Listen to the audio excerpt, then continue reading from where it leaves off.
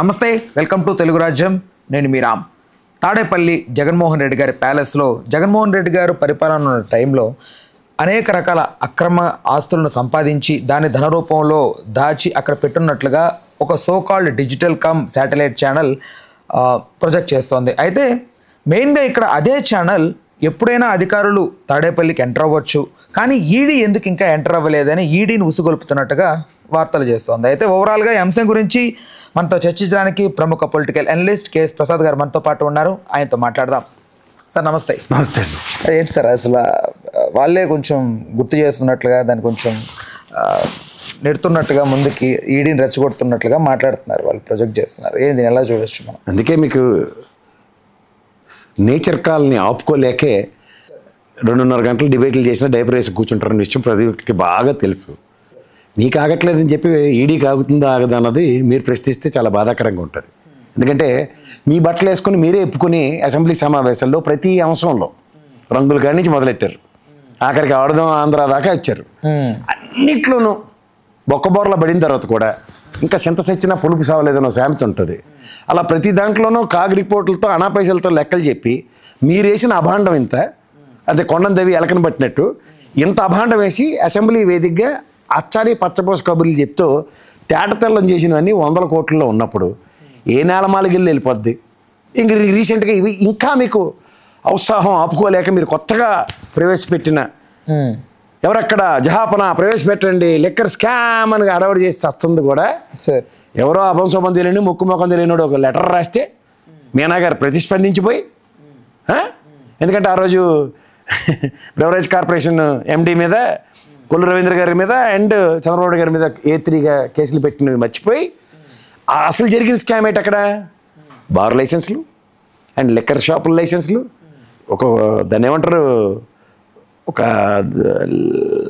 డెలిగేషన్తో ఒక లాబియింగ్తో అవి రద్దు చేస్తే జీవోలు ఇచ్చి కూడా రూపాయి ఎక్స్చెక్కర్కి రానప్పుడు దాని మీద అభియోగాల మీద మీ మీద కేసులు కట్టడం జరిగితే ఇవాళ టిట్ ఫర్ టాట్ చేసేద్దాం, రెడ్ బుక్ రాజ్యాంగం ప్రకారం కేసులు కట్టేద్దాం అని అరవడి పడిపోతూ కూడా ఏమన్నట్టు తాడేపల్లి నేలమాలగిరికి వెళ్ళిపోయి ఈ 4 రోజులు బట్టి చెప్తూనే ఉన్నాం.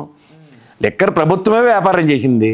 ఈ డిస్టిలరీ యూనిట్లు ఏవైతే ఉన్నాయో అవన్నీ మీ ఆయనలో మీరు అప్రూవల్ ఇచ్చినవే, కొత్తగా ఇంకేటి తీసుకొచ్చి పెట్టేశారు అక్కడ అన్న దానికి. ప్రభుత్వమే వ్యాపారం చేసిందా అన్న దగ్గర ప్రభుత్వమే వ్యాపారం చేస్తే కూడా అందులో మీరు అవకతవకలని మాట్లాడితే రూపాయి రాకా పోక అన్నది ఇవాళ డిజిటలైజేషన్ అన్న మీరు కొత్తగా వినబడుతున్న పదానికి ప్రభావితం అయితే ఇక్కడ మార్కెట్లో లిక్విడ్ క్యాష్ కూడా యాక్సెప్ట్ చేస్తూ వ్యవహారాలు నడుస్తున్నాయి లేదా?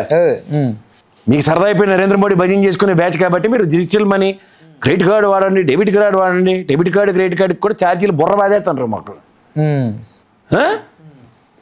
ఇవన్నీ గమనిస్తూ ఆ బాండాలు వేయడం చాలా సులువు. 10 మంది ఉంటారు, పౌడర్ రాసుకుని వాడు పెట్రోల్ బంక్ ఫుల్ ట్యాంక్ కొట్టేసి వచ్చి డిబేట్ వేస్తాడు ఇక్కడ ఆ ట్యాంక్ నిండి లోపుగా. నెక్స్ట్ నువ్వు డేపర్ వేసి కూర్చుంటావు 2 గంటల పాటు ప్రవచనాలు చెప్పుకుంటూ, అభియోగాలు వేయడమే కదా. దానికి తోడు మీకు సెట్ ఆఫ్ నిలయ విద్వాంసులు ఉంటారు, రావడమే ఇలాగా. అలా మన చిరంజీవి గారి పాట వెనకాల ప్లే అవుతుంటుంది నాగరాజ. ఇంకా మీ ప్రవచనాలతో ప్రజల్ని ఆకలింపు చేసుకుని దాంట్లోంచి ఒక అవుట్కమ్తో ఈడీని కూడా ప్రభావితం చేద్దాం అనుకుంటే ట్రై చేయండి. ఒక లీడర్ రియాక్ట్ అయితే ఏమనవుతుంది చెప్పండి.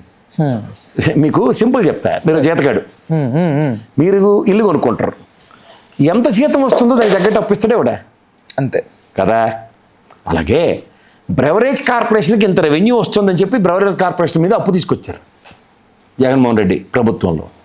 సో ఎంత ఆదాయం వస్తుందో ఎంత అప్పు తీసుకున్నామో లెక్క తెలుస్తుంది. అంటే ప్రాథమిక అంచనా కరెక్టే కదా. మీ ఆయనలో సేల్స్ చూసుకుందాం, 17,70,000 కేట్లు అమ్మారు. ఏది? ట్రిప్లెక్స్ పవర్ స్టార్ది. ఇదే ఆయనలో జగన్మోహన్ రెడ్డిలో 17,500 కేట్లు అమ్మారు. మరి డిఫరెన్స్ ఎందుకు గమనించరు? ఎవరి మీద రావాలి ఈడీలు? ప్రభుత్వం వ్యాపారం చేసింది. నిజంగా మీరు చెప్పింది బండబోతు ఎక్కడ పాలసీ మార్చాడు, డ్యామేజింగ్ పాలసీ మార్చాడు, అన్యాయం చేస్తాడు జగన్మోహన్. మీరు మొన్న 6 నెలల పాటు అదే నడిపారు కదా. ఇప్పుడు ఆ పాలసీ తప్పనుకోండి సార్, పాలసీ ఫస్ట్ సంతకం రద్దు చేసేస్తాను, ఇంత అన్యాయాలు జరిగిపోయి ఒక కమిటీ వేస్తాం. కమిటీ వేయడానికి కూడా ఎఫ్ఐఆర్ రిపోర్ట్లో ఎవరి పేర్లు లేవట కదా, సంతకాలే లేవట కదా. కోర్టు ఏమంటుందో చూడండి ఒకసారి వినండి. కోర్టు డెవలప్మెంట్ జరుగుతున్నవి మేము ఫాలో అవుతున్నాం కదా. అంటే మొన్న జగన్మోహన్ రెడ్డి గారు ఇచ్చిన వార్నింగ్ కన్నా ఈ గవర్నమెంట్కి ఇదంతా కూడా వీళ్ళు మళ్ళీ కొంచెం రేగెత్తేసిగా మాట్లాడుతున్నారు అనేది కొన్ని. వార్నింగ్ ఏముందండి? ప్రభుత్వం అపోజిషన్ ఉన్నప్పుడు ఇలా వార్నింగ్ ఇవ్వలేదా? వీళ్ళేం గమ్మున ఉన్నారేటే తోలు తీస్తామని అంటే అదే వీళ్ళేం తక్కువ చేయలే కదా. అంగళ్ళలో చంద్రబాబు గారు మాట్లాడిన మాటలు, పవన్ కళ్యాణ్ గారు కంటిన్యూస్గా మాట్లాడిన మాటలు, చెప్పులు తీసుకుని కొట్టేస్తాం, ఇవన్నీ మర్చిపోయారా మీరు? మరి సో ఆ పొజిషన్లో ఉన్నప్పుడు గట్టిగా నోరు వస్తుంది.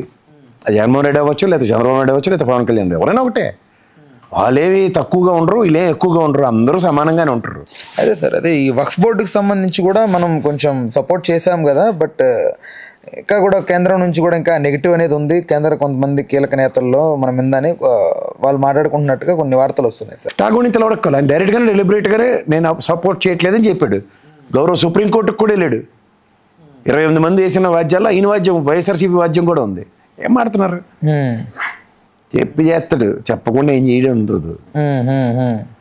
తెరిచిన పుస్తకానికిను బుక్ కవర్ బట్టి దాని హెడ్డింగ్లు చదువుకునే వాళ్ళకి చాలా తేడా ఉంటుంది. Transparent political leaders are very rare, అది ఎవరో వాళ్ళకి తెలుసు. బట్ ట్రాన్స్పరెన్సీగా ఉండడం వల్ల కొంచెం మేలు జరుగుతుందా లేకపోతే నష్టం జరగనండి? ప్రజాస్వామ్య విలువలు అయితే పరిరక్షించబడతాయి కదా. నేను అంటుంది అదేనండి. ఇప్పుడు అభియోగాలు వేసేయడంలో వీళ్ళు సిద్ధహస్తులు అయిపోయారు. తప్పేలా డిబేట్ ఒకటి పెట్టడం, ఇష్టం వచ్చినట్టు మాట్లాడడం, వీళ్ళే కంక్లూజన్ ఇచ్చేస్తారు.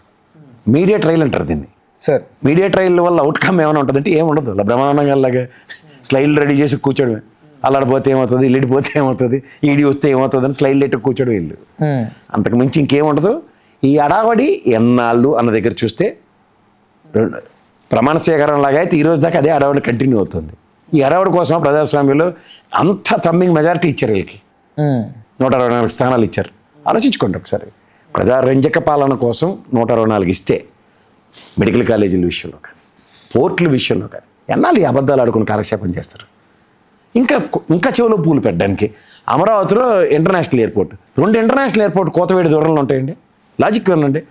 ఇక్కడ బేగంపేట ఎయిర్పోర్ట్ బ్రహ్మాండమైన కార్యకలాపాలు నిర్వర్తిస్తుంది. అలా ప్రఫుల్ పటేల్ మరతెట్టేసి మరి ఇక్కడ బేగంపేటకు దిక్కు లేకుండా చేసి శంషాబాద్ ఎయిర్పోర్ట్, అలా భోగాపురం ఎయిర్పోర్టు, అక్కడ విజయవాడలో ఇంటర్నేషనల్ ఎయిర్పోర్ట్ ఉంటే వీటిని పక్కదారి పట్టించడానికి అమరావతిలో ఇంటర్నేషనల్ ఎయిర్పోర్ట్ తోటకూర ఎవరికండి ఇలాగా. అందులో అలా కాలక్షేపం చేసుకుంటూ కార్యకలాపాలు రచించుకునే వాళ్ళకి తాడేపల్లి భవనంలో నేలమాలిగలు ఇవన్నీ పాత స్టోరీలే.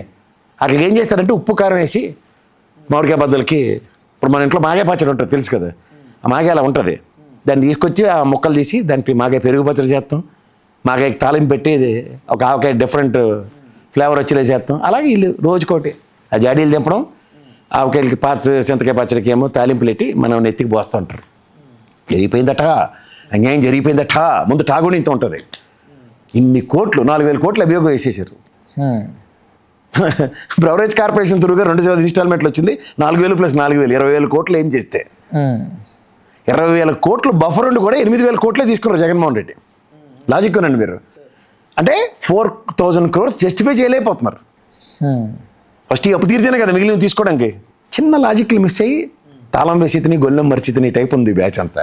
అంటే సార్ ఇప్పుడు ఈ ఒకవేళ ఈడీ సోదాలు జరిపితే దీనికి సంబంధించి ఏదైనా ఎఫెక్ట్ ఉంటుందనే ఉద్దేశించి ఎవరైతే సోకాల్డ్ కొంతమంది కాదండి, నాకు తెలియదు. జగన్మోహన్ రెడ్డి అనే వ్యక్తికి ఈడీ సిబిఐ అనే కొత్త ఫస్ట్ టైం దొరికర్రా అని బాధపడడానికి 16 నెలలు జైల్లో పెట్టారు.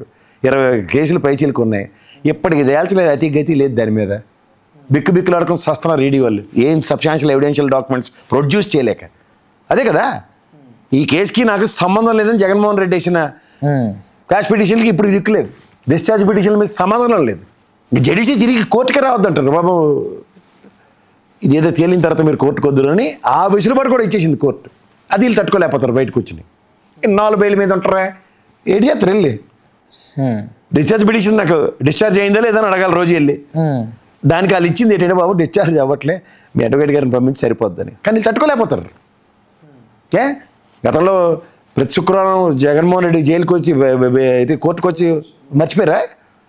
కోర్టు పిలిస్తేనే కదా. కానీ వీళ్ళు ఉత్సవం ఆగదు కదా. పెద్దానికి ముందు జగన్మోహన్ రెడ్డి వెళ్ళిపోయి వాళ్ళు సినిమాలు చూస్తారు. వీళ్ళు చూడండి, వీళ్ళని డెన్లో ఉన్నవాడిని తన్ని స్కూటర్ మీద లేదా బైక్ మీద గుర్రం మీద తీసుకొచ్చినట్టు వీళ్ళు తీసుకొచ్చి రోజు నిలబెట్టారు జగన్మోహన్ రెడ్డిని. అలా అవుతుంది వాస్తవానికి. రైట్. అంటే వ్యవస్థల మీద అవగాహన లేదు. వ్యవస్థలు వీళ్ళు చెప్పినట్టు నడిచేస్తే రాత్రిని డిబేట్ చూసేసి జడ్జి ప్రదర్శించిపోయి పిలిచారా అని చెప్పి కూర్చోపెట్టేసి సెక్స్ చేసేస్తారని భ్రమల్లో వీళ్ళు ఉంటారు. రైట్. అందుకని ఇంకెళ్ళి. Right sir.